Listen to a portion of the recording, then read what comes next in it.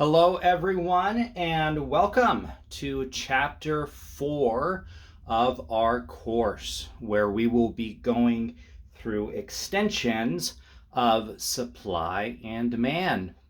And as promised, this will be another week where we will be working directly with our supply and demand models, which is awesome for you because you don't have to see my face in front of the camera.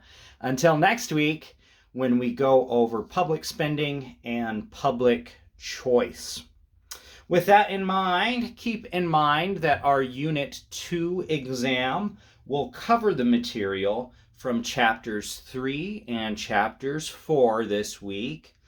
And that unit exam, like our previous one, will consist of 20 multiple choice questions. Why do I go over this? Because it's important for you to understand these graphing concepts as far as the homework goes and as far as understanding economics goes. But it's also important for you to understand the definitions and the reasons behind these shifts in supply and demand for the upcoming unit exam, because there will be no graphing problems. It will be 100% multiple choice. I'm going to try to keep myself a little honest in this lecture and keep things a little bit shorter than I did for our Chapter 3 lecture, and just go over two examples, which I think overall go over the concepts pretty well from Chapter 4. So we are going to start off just like we did in Chapter 3 by drawing our price axis, which is going to go on our y-axis here, and our quantity axis, or our output axis, which is going to go on the x portion. And today we are going to be starting off by talking about a very unique market, not the soybean market, not the car market. We're going to be talking about the labor market. And within our labor market, we are in a price system where suppliers are perfectly happy to produce more of a given good for a higher price. In the labor market, we're in a unique situation. Our suppliers are our laborers, or individuals supplying labor. Our demand curve here is going to be those individuals who demand labor, our business owners. And they are going to demand more and more of that labor as the price of the labor gets cheaper and cheaper. Intuitively, it makes sense. So, in our current situation, in our current world, the federally mandated and the Utah mandated minimum wage for unskilled workers is $7.25. We're going to introduce a new concept now. And that new concept is the idea of a price floor, or in the example of our labor market, a minimum wage. Let's say our governor, Spencer Cox, looks at the specific costs of living, the costs of apartments, the costs of food, and says, holy cow, this is rising. I want to do something about it. And the thing he decides to do is to mandate a Utah minimum wage of $15 per hour. So here's our prices. Currently at $7.25. He's going to go up to $15 an hour here. What does that do? Well,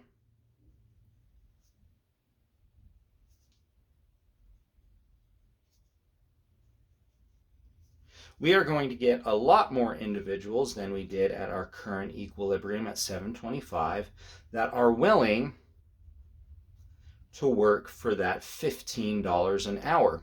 And it's going to cross that horizontal point at $15 right on our supply line there. Well, what does that do for our business owners or those individuals looking to hire people with wage? Well, it crosses the demand point right here. So they have a demand for wage at a given point of quantity. We'll just say 1 million individuals that they want to employ at that given wage. However,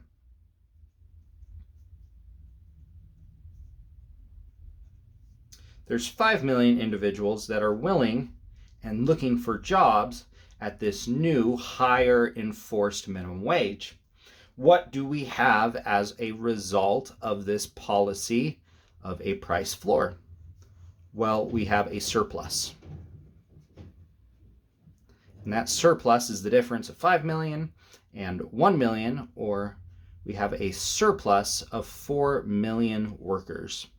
This surplus is also known as a higher unemployment rate at $15 an hour of labor. I do want to point out, is this really the case? Is this really what happens when we enforce a minimum wage all of the time? The answer is no, it's not. Sometimes politics gets involved and they ignore the reality. And the reality is this. Here's our price axis and our quantity axis. Here's supply of labor. Here's demand of labor. And again, like I said, we're looking at our labor market. And a lot of times what individuals get wrong is what equilibrium is. And they'll just go to the federally mandated equilibrium wage of $7.25. What they should be looking at is the median wage of unskilled labor. And I just looked up what the median wage of unskilled labor is. And that median wage currently is $18 an hour. Now, I understand not everyone is making $18 an hour. What a median is it takes all the individuals of unskilled labor from the left-hand side of our bell curve, the right-hand side of our bell curve. It adds them all up, and it gets to that middle person's wage, and that middle person is making $18 an hour. So, if under these circumstances, Governor Cox says, you know what, we need a $15 minimum wage. $15 at this point, right? It's going to be at this point of our price axis.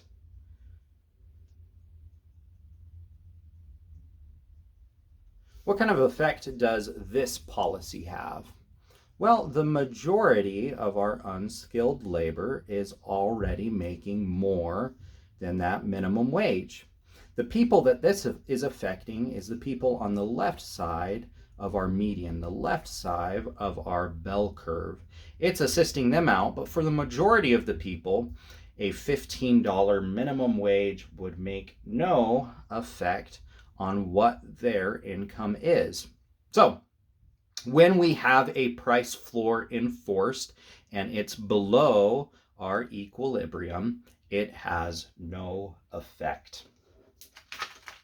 All right, so that is price floors, and that is the most common example of price floors, which is the minimum wage.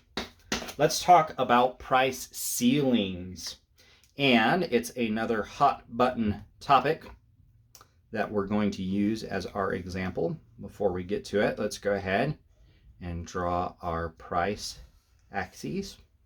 Let's draw our quantity axes. Let's go ahead and draw a positively sloped line, label it as our supply.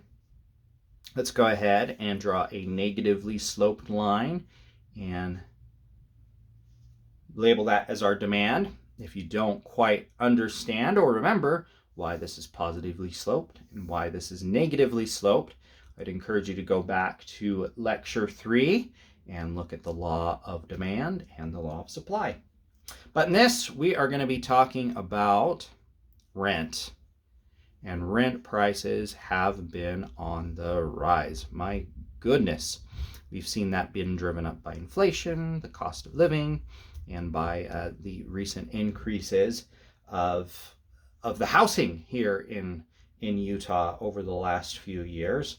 And I looked up what the average price of a one-bedroom apartment located in Salt Lake City is as of right now, and that average price has skyrocketed all the way up to $1,650 a month.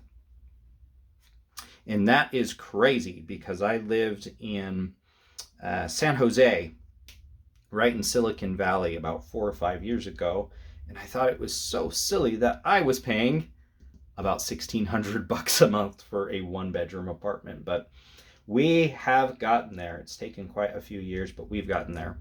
And let's once again say that Governor Cox comes in and says people cannot live under these circumstances. And I am going to enforce a price ceiling on the cost of one-bedroom apartments in Salt Lake City. He enforces this, signs an executive order, and decides that that price ceiling is going to be people not being able to charge any more than $900 a month for rent for a one-bedroom apartment. Well, what does this do?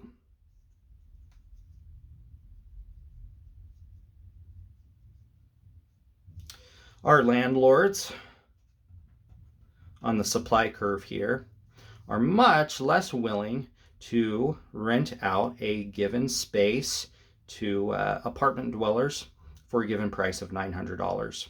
They might look at the opportunity cost and say, you know what, this would be better used as an office space, this would be better used as a business. I'm not going to rent out this property to an apartment dweller for $900 a month. It's not worth it. However, there's a lot of people in Price, there's a lot of people in Kearns, there's a lot of people in West Valley and these surrounding cities. And if all of a sudden rent in Salt Lake has a price ceiling of $900, holy cow, I would love to live in Salt Lake. That sounds like a lot of fun. I would love to live downtown, be close to the concerts, be close to the jazz games, be close to work. I would love to live in Salt Lake for $900 a month. So on the demand curve, the demand goes up quite a bit. And in our case, opposite to the price ceiling that we did before, the supply is now much lower than the given demand when rent is enforced at $900. And what do we end up with? We end up with a difference between the demand and the supply, and that difference is the shortage. So those are the two main concepts held within Chapter 4, is enforcing price floors and price ceilings, and what that does in a free market price system where voluntary exchange is occurring. I hope that helps you out with Chapter 4. If you have any questions prior to diving into the homework or going into Unit 2's exam, please let me know.